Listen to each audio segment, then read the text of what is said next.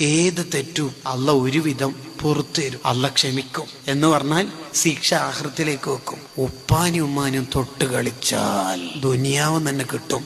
ഹാക്കിം ഇമാമിന്റെ മുസ്തദ്റക്കിൽ ഉദ്ധരിക്കുന്നതാണ്. ഉമ്മയില്ലാത്ത പൊരങ്ങ ആലോചിച്ച് നോക്കി, ഉമ്മയില്ലാത്ത വീട്. ഉമ്മാന്ന് വിളിക്കാൻ പറ്റിയ ഒരാൾ പൊരക്കുണ്ടാവൽ എത്ര വലിയ നിയമത്താണ്. ഉമ്മയില്ലെങ്കിൽ ആ പൊരയില് AC, അടിപൊളി ബാത്റൂം, കുറെ മാർബിൾ, ഗ്രാനൈറ്റ്, എന്നെ കൊണ്ടെന്താ കാര്യം? ഉമ്മാന്റെ മുഖം നോക്കിയാൽ തന്നെ സ്വർഗല്ലേ? ഉമ്മാന്റെ മുഖത്ത് നോക്കി അജുമ്രം ചെയ്ത കൂലിയല്ലേ? ആ ഉമ്മയില്ലെങ്കിൽ തീർന്നില്ലേ നമ്മളെ വീടിനെന്ത് പ്രകാശമുള്ളത്? അവര് കുറെ കാലം നമുക്ക് വേണം. ഉപ്പന്റെ ഉമ്മന്റെ പൊരുത്തം വാങ്ങണം. ഉപ്പാക്കും ഉമ്മാക്കും 1 രൂപ കൊടുത്താല് ഇസ്ലാം പറയുന്ന കൂലി എത്രയെന്നറിയാം?